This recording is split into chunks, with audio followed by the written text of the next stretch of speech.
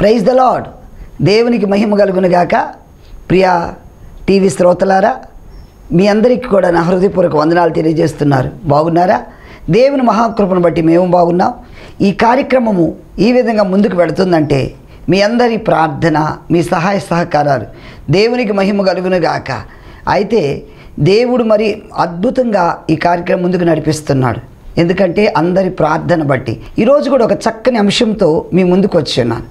ఎందుకంటే మనుషులు రకరకాల వశం అయిపోతున్నారు. కొంతమంది టీవీ వశం అయిపోతున్నారు, కొంతమంది త్రాగుడు వశం అయిపోతున్నారు, కొంతమంది పాపం వశం అయిపోతున్నారు, కొంతమంది జోదం వశం అయిపోతున్నారు.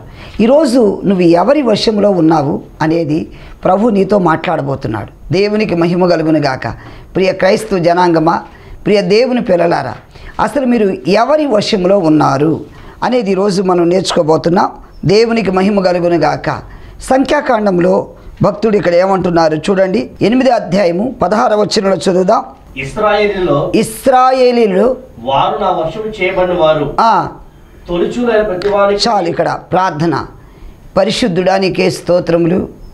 ఈ వాక్యం ద్వారా మాతో మాట్లాడమని ప్రభువా, ప్రతి ఒక్కరితో మీరు మాట్లాడమని యేసు నామమున ప్రార్థిస్తున్నాను తండ్రి. ఆమెన్, ఆమెన్, హల్లెలూయా. ప్రియ దేవుని బిడ్డలారా, ఇక్కడ దేవుడు ఇశ్రాయేలు ప్రజల గురించి చెప్పుచున్న మాట ఏంటంటే, ఇశ్రాయేలీలు వారు నా వశములో ఉన్నారు. ఇప్పుడు సాతాను వశములు ఎవరుంటారు? సాతాను వశంలో ఉండేవాళ్ళు అంటే ఎవరు అంటే, ఇతడు మా ఆధ్వర్యంలో ఉన్నాడండి, ఇతడు నా కూడా కుమారుడు, ఇతడు నా కుమార్తె అని చెప్తాం కదా. ఇప్పుడు ఎవరి పిల్లల గురించి వాళ్ళు నా పిల్లలండి అని చెప్తాం, ఇది నా బ్లడ్ అని చెప్తాం. ఈరోజు నువ్వు పాపంలో ఉంటే సాతాను పిల్లలు, దేవుల్లో ఉంటే దేవుని పిల్లలు. లోకంలో స్మోకింగు, డ్రింకింగు, ప్రతి చెడ్డవన్నీ ఉన్నాయనుకో సాతాను పిల్లలు. అంటే ఇప్పుడు దేవుడు ఏమంటున్నాడు ఇశ్రాయేలు గురించి? వీరు నా వశములో ఉన్నారు. అలాగే సేవకుల గురించి ఏమంటున్నారంటే, లేవీల గురించి సంఖ్యాకాండం 3వ అధ్యాయము 12వ వచనం కూడా చదవండి. ఇశ్రాయేలు నుండి లేవీలను నా వశము చేసుకొని ఉన్నాను. అది ఏమంటున్నాడు? ఇశ్రాయేలు నుండి నేను ఒక ప్రత్యేకించా లేవీలను, వారిని నా వశం చేసుకున్నా, వారు నావారు. ఈరోజు వాక్యం వింటున్న ప్రియ దేవుని పిల్లలారా, దేవుడు ఆయన పిల్లలను విడిపించే దేవుడు. ఎందుకంటే సాతానుడు మనల్ని ఏదో ఒక చిక్కులో పడేయాలని చూస్తాడు. వాడి పని ఏంటి? నేను ఏదో ఒక విధంగా వలలో, పాపంలో, స్మోకింగ్లో, డ్రింకింగ్లో, వ్యభిచారంలో, మోసంలో, దొంగతనంలో ఏదో ఒక విధంలో నిన్ను నెట్టాలి వాడి పని. కానీ దేవుడి పని ఏంటి? దేవునిని విడిపించాలా. దేవునికి మహిమ. యెహెజ్కేలు గ్రంథం 13:23లో ఏమనుందంటే, నా నామములో ఉన్న మిమ్మల్ని అందరినీ నేను విడిపిస్తానంటున్నాడు దేవుడు. తెలుసుకున్నట్లు నా జనులను మీ వశం నుండి విడిపించేది. అది ఆమేన్, హల్లెలూయా. నా జనులను మీ వశము నుండి విడిపిస్తా. వాక్యం వింటున్న సోదరుడా, సోదరి, కొన్నిసార్లు మనం అనుకుంటాం, ఏంటి నాకు ఈ పరిస్థితి, నేను ఈ బంధకాల నుంచి విడుదల పొందలేకపోతున్నాను, త్రాగుడు నుంచి విడుదల పొందలేకపోతున్నాను, మోసం నుంచి విడుదల పొందలేకపోతున్నాను, నాకే ఎందుకు ఈ సమస్య అనుకుంటూ ఉంటా. కొంతమంది కొన్నిటికి ఎడిక్ట్ అయిపోతారు, త్రాగుడికి ఎడిక్ట్ అయిపోతారు. ఎంత కొట్టినా, ఎంత తిట్టినా, ఎన్ని రకాల కొన్ని ఫ్యామిలీస్లో ఇదే గొడవ. భర్త తాగి వస్తాడు, భార్య అంటది నువ్వు తాగితే నేను ఉండను అంటది. ఈ ఒక్కసారి ఇక తాగనంటాడు, మళ్ళా మామూలే. రేపు ఈ ఒక్కసారి అంటాడు. ఆ తాగి వచ్చినప్పుడు కాసేపు బాధపడతాడు, ఇంక తాగనంటారు. తాగినప్పుడు వాళ్ళు ఏం చేస్తారో వాళ్ళకి అర్థం కాదు. కొంతమంది పిచ్చిగా బిహేవ్ చేస్తారు, పిచ్చి మాటలు మాట్లాడతారు, కొంతమంది బూతులు మాట్లాడతారు, వెర్రి మాటలు మాట్లాడతారని కూడా బైబిల్ చెప్తుంది. ప్రియ దేవుని పిల్లలారా, ఎందుకంటే ఈ పరిశుద్ధ గ్రంథం ఈ త్రాగుడును ప్రోత్సహించదు. Praise the lord. దేవుని వాక్యము, ఈ పరిశుద్ధ గ్రంథం పాపాన్ని ప్రోత్సహించదు. కాబట్టి ప్రియ దేవుని పిల్లలారా, ప్రభు దగ్గరికి వచ్చిన మనము వాటిని విసర్జించాలి. ఇక్కడ గమనించినట్లయితే, మిమ్మును నేను విడిపిస్తాను.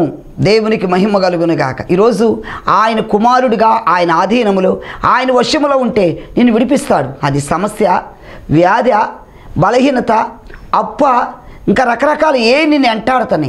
ఈరోజు విడిపించడానికి ప్రభు ఒక్కరే సమర్థుడు. ప్రభువుకి మహిమ కలుగునుగాక. ప్రియ దేవుని బిడ్డలారా, ఈ బంధకాల నుంచి అయినా సరే, ఈ సమస్యల నుండి అయినా, వ్యాధి బాధల నుంచి అయినా ఆయన విడిపించుటకు సమర్థుడు. ప్రభువుకి మహిమ కలుగునుగాక. చూడండి, మొదటిగా చూసినట్లయితే నెహెమ్యా గ్రంథంలో 5వ అధ్యాయము 5వ వచనం చదవండి.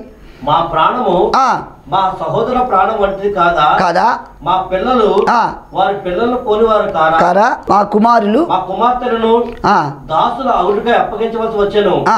ఇప్పటికీ మా కుమార్తెల్లో కొందరు దాసవతులు ఉన్నారు. మా భూములను మా ద్రాక్ష తోటలను జాగ్రత్త వినండి.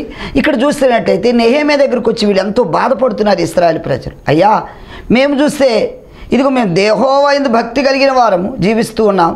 అయితే మా పరిస్థితి ఎలా ఉందంటే ఇప్పుడు మా పిల్లలు, మా యొక్క భూములు, మా పొలాలు అన్నీ కూడా అన్యుల వశమైపోయినాయి. మాకు విడుదల కావాలి. వీళ్ళు ఎన్నో సంవత్సరాలు బానిసత్వంలో మొగ్గుతున్నారు. ఇలా అంటున్నారు, మాకు విడుదల కావాలి. ఈరోజు దేవుడు నిన్ను కూడా ఆ అన్యుల బంధకాల నుంచి విడిపిస్తాడు. అన్ని ఆచారాల నుండి, అన్ని పద్ధతుల నుండి ప్రభు దగ్గరికి వచ్చావా ప్రియ దేవుని బిడ్డ? ఇంకా లోకం వైపు చూస్తున్నావా? లోక ఆచారాలు, లోక అలవాట్లు, లోక పద్ధతులు, లోకమైన వాటి గురించి చూడొద్దు. దేవుడే మాట్లాడుతూ మిమ్మల్ని విడిపిస్తా ప్రియ దేవుని బిడ్డలారా. ఎందుకంటే లోకములో శరీరాశ, నేత్రాశ, జీవపు డమ్ము ఇవన్నీ ఉన్నాయి. ఈ అన్ని సంబంధమైన ఆచారాలు ప్రభు దగ్గరికి వచ్చిన తర్వాత ప్రభుకి ఇవి ఇష్టములే. శరీర కోరికలు, శరీర తలంపులు, శరీర అలవాట్లు ప్రభు దగ్గరికి వచ్చిన తర్వాత ఈ మానాలి. ఒక క్రైస్తవుడిగా జీవిస్తున్నావంటే, ఒక క్రైస్తవురాలుగా ఉన్నావంటే, ప్రభు దగ్గరికి వస్తున్నావంటే వీటన్నిటిని విసర్జించాలా. వాటి నుండి నేను నిన్ను విడిపిస్తా. ప్రభు దగ్గరికి రా, ప్రార్థన చేయి. కొంతమంది అంటారు, ఏంటోనయ్యా నాకు వీటి నుంచి విడుదల కలగటల్లా, ఈ సమస్య నుంచి విడుదల కలగట్లా, ఈ అప్పు నుంచి విడుదల కలగట్లా. కొంతమంది ఎంతో బాధపడుతూ ఎన్నో సంవత్సరాల నుంచి నాకు ఈ అప్పు ఒక ఉరిగా ఉంది, నేను ఎంతో బాధిస్తుంది, అసలు ఎంత చేసినా, ఎంత ప్రయత్నం చేసినా దీని నుంచి విడుదల పొందలేదంటారు.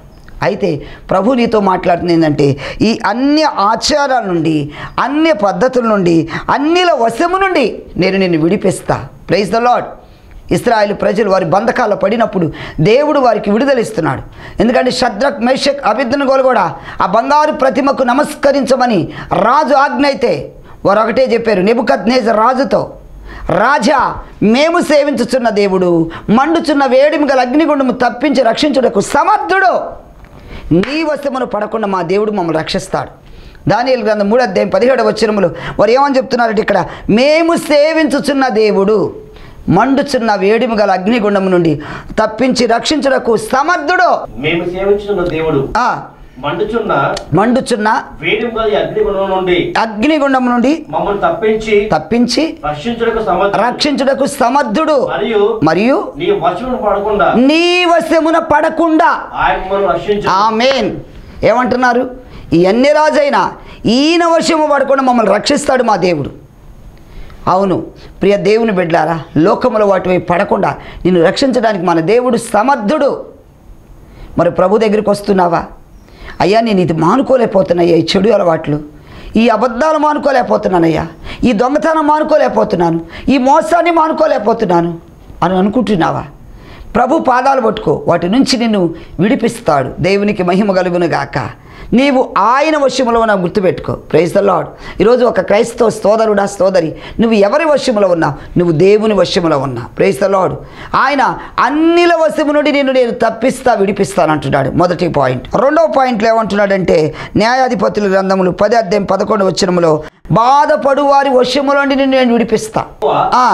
ఐగుప్తుల వశములో నుండి, ఫిలిష్తీయుల వశములో నుండి మాత్రము గాక సీదోనీయులను, అమాలేకీయులను, అమ్మోనీయులను అది మిమ్మలను బాధపరుచు వారి వశము నుండి విడిపిస్తా. హల్లెలూయా. ఈరోజు ప్రియమైనటువంటి సోదరుడా, సోదరి, సహోదరి, ఎలాంటి వశములో అయిపోయా?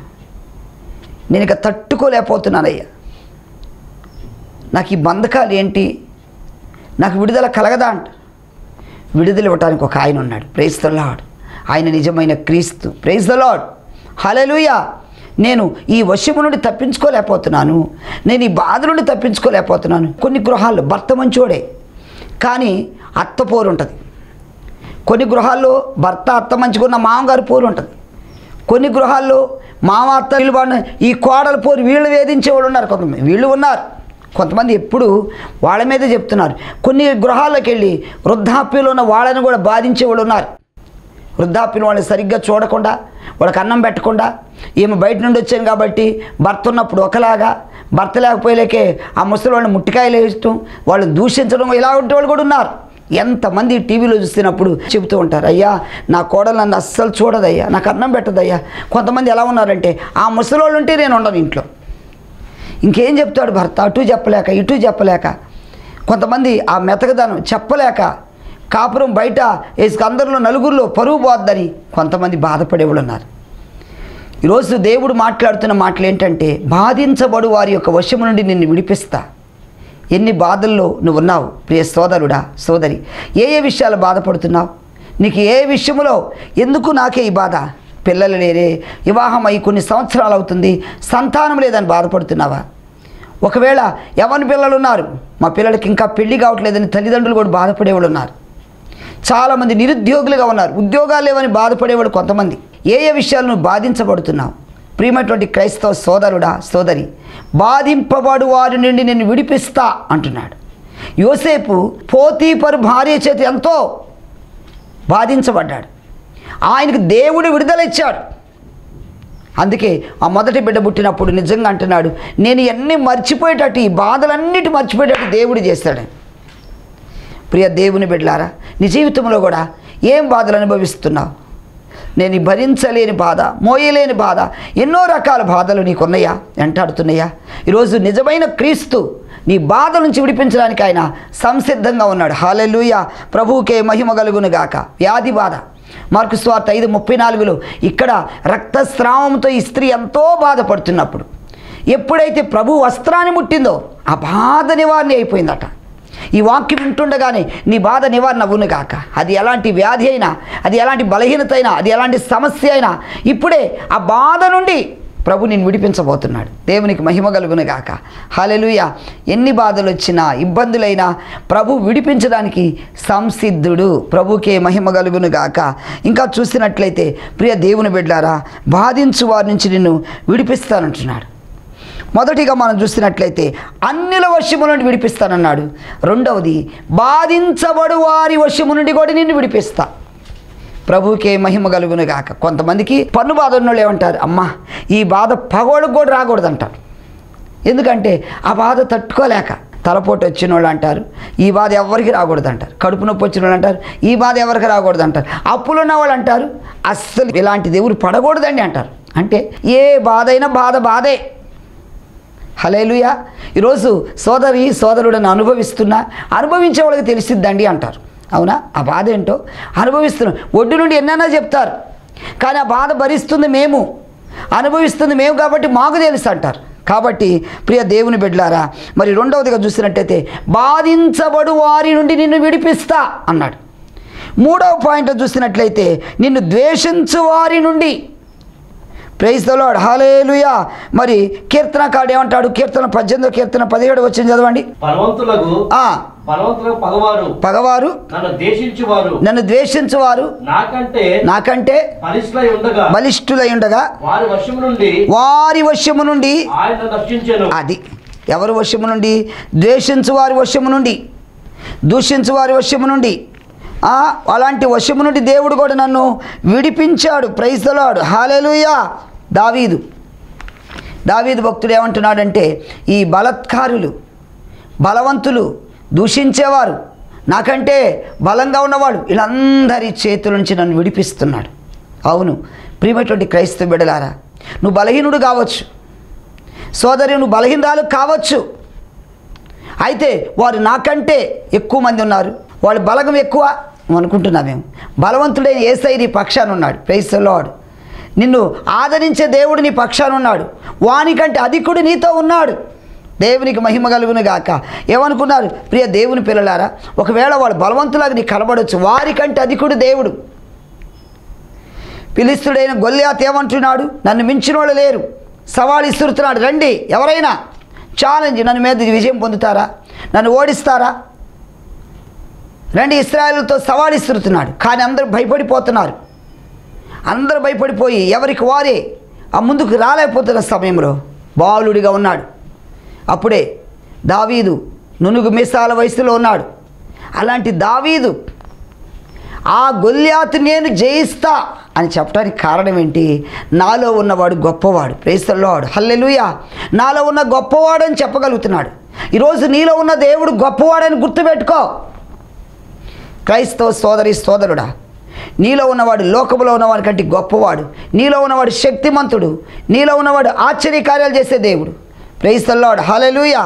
అలాంటి బలవంతుడైన ప్రభువుని మనం కలిగి ఉన్నాం. ద్వేషించేవాళ్ళు, దూషించేవాళ్ళు, అవమానపరిచేవాళ్ళు, గేలి చేసేవారు, ఎలాంటి వారు ఉన్నా వాటి నుండి కూడా నిన్ను ఆయన వారి వశములో పడకుండా నిన్ను తప్పిస్తానంటున్నాడు. ప్రభు నామానికి మహిమ కలుగును గాక, హల్లెలూయా. మరి నీ జీవితంలో ఎన్నో వెంటాడుతున్నాయి, నానా రకాలుగా దూషిస్తూ ఉంటారు. ఎందుకంటే ఇప్పుడు ప్రియ దేవుని పిల్లలారా, చాలామంది ఆయన నామ నిమిత్తం హింసించబడేవారు, కొట్టబడేవారు, చంపబడేవారు, అవమానపరచబడేవారు ఎన్నో ఉన్నారు. కానీ దేవుని వాక్యం చెప్తుంది, నా నిమిత్తం జనులు మేము నిందించి హింసించి మీ మీద అబద్ధముగా చెడ్డ మాటలలో పలుకున్నప్పుడు మీరు ధన్యులు, సంతోషించి ఆనందించమంటున్నాడు. నిన్ను ద్వేషిస్తున్నారా, దూషిస్తున్నారా, అవమానపరుస్తున్నారా, గేలి చేస్తున్నారా? డోంట్ వరీ, ప్రభు నీతో ఉన్నాడు. దేవునికి మహిమ కలుగును గాక. చూడండి 4వ పాయింట్లో చూస్తున్నట్లయితే యోబు గ్రంథం 16 అధ్యాయం 11 వచ్చింది చదువుదా. దేవుడు నన్ను దుర్మార్గులకు అప్పగించి ఉన్నాడు, భక్తిహీనుల వశమున నన్ను ఉంచి ఉన్నాడు. ఏమంటున్నాడు ఇక్కడ? భక్తిహీనుల వశములో ఉంచి ఉన్నాడు. అయితే ఆ తర్వాత వారి వశము నుండి ఆయన నేను విడిపిస్తాడు. ఈరోజు భక్తిహీనుల వశము, ప్రియ దేవుని బిడ్డలారా, భక్తి కలిగిన షద్రక్, మేషక్, అబేద్నెగో వీళ్ళేమో భక్తి కలిగి దేవుని ఆరాధిస్తుంటే భక్తిహీనుడైన ఆ నెబుకద్నెజరు వీళ్ళని ఏమంటున్నాడు? అగ్నిగుండములో పడేస్తున్నాడు. అందుకే వీళ్ళేమన్నారు? మీ వశము కాకుండా మా దేవుడు మమ్మల్ని రక్షిస్తాడు. ప్రైజ్ ది లార్డ్, దేవునికి మహిమ కలుగును గాక. ప్రియ దేవుని బిడ్డలారా, భక్తిహీనుల వశము నుండి కూడా ఆయన నిన్ను విడిపించే దేవుడు అని గుర్తుపెట్టుకో. ఈరోజు కొంతమంది భక్తి లేనోళ్ళు నానా రకాలుగా ద్వేషించటం, దూషించటం, అవమానపరచటం, ఎన్నో రకాలు మాట్లాడతారు. వారికి ఆ భక్తి తెలియదు, ఆ భక్తి విలువ తెలియదు. ఏంటి అంత ఉదయాన్నే వెళ్ళాలా ప్రార్థనకి అనేవాడు. ఏ ఆదివారం వచ్చిందంటే ఆదివారం రోజే అందరూ వెళ్ళాలా ప్రార్థనకి, రకరకాలుగా అంటారు. వారికి దేవుని శక్తి తెలియదు కాబట్టి, దేవుని ప్రేమ తెలియదు కాబట్టి. ఎందుకంటే మన దేవుడు ఈరోజు మనల్ని భయంకరమైన కరోనా ప్రపంచమంతా అతలాకుతలం చేసినప్పుడు మనం బ్రతికించాడు. ఆయన కృపను బట్టి ఎన్నో రకాలుగా అతివృష్టులని, అనావృష్టులని, ఎన్నో రకాల వరదలని, తుఫాను, ఎన్నో వస్తున్న భూకంపాలు, వీటన్నిటి నుంచి ఈరోజు దేవుడిని కాపాడలేదా? ప్రియమైనటువంటి సహోదరుడా, సహోదరి, భక్తిహీనుల చేతుల నుంచి కూడా ఆయన వారి వశములో పడకుండా నిన్ను తప్పిస్తాడు. ప్రభునామానికి మహిమ కలుగును గాక. నీవు ఆయన యందు విశ్వాసం ఉంచాలి. చివరిగా చూసినట్లయితే 5వ పాయింట్లో కూడా కీర్తనకారుడు 89:48 వచనములో, ప్రియ దేవుని బిడ్డలారా, పాతాళ వశము పడకుండా ఆయన నన్ను మరి విడిపిస్తాడు. మరణం చూడక బ్రతకగల నరుడు ఎవరు? పాతాళ వశము కాకుండా జాగ్రత్త. ప్రియ దేవుని బిడ్డలారా, ఈరోజు ఆ పాతాళ వశము నుండి నువ్వు తప్పించబడాలి. పాతాళ వశములో పడకుండా ఉండాలంటే మనం ఏం చేయాలా? మార్పు చెందాలా.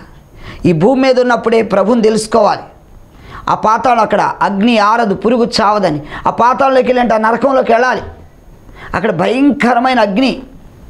ఈరోజు వాటి వశము నుండి నువ్వు విడిపించబడాలి. ఎందుకు? నువ్వు వాటి వశము నుండి తప్పించబడాలంటే నీ జీవితంలో మరి పాపాన్ని నుండి విడుదల పొందాలి, శాపము నుండి విడుదల పొందాలి, ప్రతి విధమైన బంధకాల నుంచి విడుదల పొందాలి. ప్రభు సన్నిధిలో మారు మనసు పొందుకో, పాపాలు ఒప్పుకో, బాప్తిస్మం పొందు, ప్రభు మందిరానికి రా, నిన్ను నువ్వు దేవుని దగ్గర క్షమాపణ అడుగు. క్రైస్తవ సోదరుడా, సోదరి, ఈరోజు ప్రభు నీతో మాట్లాడుతున్నాడు. నీ జీవితం మారిందా? ప్రవర్తన మారిందా? బుద్ధి మారిందా? మందిరానికి వెళ్తున్నావు కానీ మనసు మారట్లా. మందిరానికి వెళ్తున్నావు, ఇంకా హృదయాలు మారే ప్రభుకి ఇవ్వటలా. నీ ఇష్టం వచ్చినట్టు జీవిస్తున్నావేమో. పేరుకు మాత్రం నేను క్రైస్తవుడని అంటున్నావా? పేరుకు మాత్రం నేను క్రైస్తవురాలని అంటున్నావు. పేరుకు తగ్గ జీవితాలు కూడా మనలో ఉంటల్లా. క్రైస్తవులని పేరు చెప్పుకుంటున్నావు, క్రీస్తుని చూపించలేకపోతున్నావు. ఈరోజు క్రీస్తుని చూపించాలి. ఆయన ఎలా? ఆయన భూమి మీద 33.5 సంవత్సరాలు జీవించినా సరే ఆయన ప్రేమించాడు. ఆయన కొట్టినా, ఆయన దూషించినా వాడిని క్షమించాడు. ఆయన ఏమన్నాడంటే ఒక చెప్ప మీద కొడితే ఇంకో చెప్ప కూడా చూపించమన్నాడు. ఉమ్మి వేసినా తుడుచుకున్నాడు. ఆయన ప్రేమదండి. ప్రియమైనటువంటి క్రైస్తవ బిడ్డలారు, మనం ఒక క్రైస్తవుడుగా, క్రైస్తవురాలుగా మనం జీవిస్తున్నాం. మరి క్రీస్తుని ఇతరులకు చూపించగలుగుతున్నామా? ఆయన ప్రేమను మనము ప్రకటించగలుగుతున్నామా? దేవునికి మహిమ కలుగును గాక. హల్లెలూయా. ఆయన అంతగా చిత్రహింసలు పెడుతుంటే ఏమంటున్నారంటే, తండ్రి వీరేమి చేయుచున్నారు, వీరెరుగురు గనక వీరిని క్షమించు అన్నాడు. ఎంత ప్రేమమయుడండి. మనం అలా చెప్పగలుగుతాం? అలాంటి బాధలు మనకు వస్తే ఎన్ని శాపనార్థాలు, ఎన్ని దూషిస్తామో, నువ్వు అలా అయిపోతావు ఇలా అయిపోతావు అని ఎన్నో రకాలు అంటారు. కానీ ప్రియమైనటువంటి క్రైస్తవ బిడ్డలారా, ఆయన ప్రేమ గొప్పది. దేవునికి మహిమ. ఈరోజు మీకు దేవుని సన్నిధిలో 5 పాయింట్స్ మీ ముందు పెట్టున్నాను. దేవునికి మహిమ. ఈరోజు నువ్వు ఎవరి వశములో పడకుండా ఆయన నిన్ను తప్పిస్తాడనేది దేవుడు నీతో మాట్లాడాడు. ఈరోజు నువ్వు ఎవరి వశమైపోయావు? ప్రేమికులు ఉన్నారు. ఈ ప్రేమికులు ఏమనుకుంటారంటే, ఇక వారు వశమైపోతారు. లేచినా కూర్చున్నా ఇక వారి మాటే, వారి ముచ్చటే, వారే కళ్ళు తెరిసినా కళ్ళు మూసుకున్నా. కొంతమంది ఉంటారు ఇప్పుడు ఫోన్కి ఎడిట్ అయ్యేవాళ్ళు ఉన్నారు. ఇప్పుడు చూసిన ఫోనే. వంట దగ్గరికి వెళ్ళిన వంట రూమ్లో కూడా ఫోన్ ఉండాల్సిందే. కొంతమంది పడుకునేదాకా కూడా ఫోనే ముఖానికి కట్టుకుంటారు కొంతమంది. ఇప్పుడు చిన్నపిల్లలు కూడా దీనికి ఎడిట్ అయిపోతున్నారు. వీళ్ళు ఏం చేస్తారంటే, పిల్లలు ఏడుస్తున్నారు కదా అని ఫోన్ చూపిస్తూ అన్నం తినిపిస్తారు. వాడేం చేస్తాడు, ఆ ఫోన్కి వెళ్ళే చూస్తాడు, అన్నంకి వెళ్ళి కూడా చూడ ఫోన్కి వెళ్ళే. ఇక అలా అలా అలా అలా అలవాటైపోయేవాడు చాలా మారం చేస్తాడు. పేరెంట్స్ డ్యూటీకి వెళ్ళాలి, వాళ్ళ నాన్నగారు ఫోన్ ఇవ్వమంటాడు, ఇవ్వడు. వాడు ఏడుస్తూ ఉంటాడు. దేనికంటే వాడు ఫోన్కి వశమైపోయాడు, ఫోన్ వశపరుచుకున్నాడు. ఈరోజు క్రైస్తవ బిడ్డలారా, మనము దేవుని వశములో ఉండాలి. ప్రభు నామానికి మహిమ. ఆయన వశములో ఉంటే మనకేమొస్తాయి? మీరు అనుకోవచ్చు, ఆయన వశములో ఉంటే ఆయనలో ఉన్న మంచితనం, ఆయనలో ఉన్న ప్రేమానురాగాలు, ఆయనలో ఉన్న పరిశుద్ధత, ఆయనలో ఉన్న నీతి, ఇలాంటివి మనకు అబ్బుతాయి. దేవునికి మహిమ కలుగును గాక. ఎందుకంటే జ్ఞానులతో సహవాసం చేయవాడు జ్ఞానవంతుడు అవుతాడు. మరి మూర్ఖులతో సహవాసం చేస్తే మూర్ఖుడు అవుతాడు. త్రాగుబోతులతో సహవాసం చేస్తే త్రాగుబోతు అవుతావు. మరి పేకాటాడలతో సహవాసం చేస్తే అంతే. ఈరోజు నీ సహవాసం ఎలా ఉంది? ఎందుకంటే లోకంలో ఒక సామెత ఉంది, నీ స్నేహితుడు ఎవరో చెప్పు, నువ్వు ఎలాంటి వాడో చెప్తానంటాడు. మన స్నేహితులను బట్టి మనం ఎలాంటి వాళ్ళు అంచనా వేస్తారు. నువ్వే తిరిగే స్నేహితులు ఎలాంటి వాళ్ళు మంచిగా ఉన్నారనుకో, వారిని బట్టి నీ ప్రవర్తన ఏంటో చెప్తారు. కాబట్టి వాక్యం వింటున్న ప్రియమైనటువంటి తమ్ముడా, చెల్లి, ఈరోజు దేవుడు నీతో మాట్లాడుతున్నాడు. ప్రభు నీతో మాట్లాడాడు కనుక నీ జీవితాన్ని సరి చేసుకో. దేవునికే మహిమ కలుగును గాక. అయితే ఇప్పుడు ఎవరి వశములో మనం ఉన్నాం? నువ్వు దేవుని వశములో ఉండాలని చెప్పాను. మొదటి పాయింట్ నెహెమ్యా గ్రంథంలో మనం చూసింది ఏంటంటే, అన్యుల వశము నుండి నేను నిన్ను విడిపించగలను. ప్రభు నామానికి మహిమ కలుగును గాక. హల్లెలూయా. వాక్యం ఉంటున్న సోదరుడా, సోదరి, ఈరోజు అన్యుల అలవాట్లు, అన్ని ఆచారాలు, అన్య పద్ధతులు, అన్య తలంపులు నీలో రాకుండా నిన్ను విడిపించగలిగిన సమర్థుడు ఆయన. హల్లెలూయా. షద్రక్, మేషక్, అబేద్నెగోలు వాళ్ళు ఎలాగ కాపాడుకున్నారు?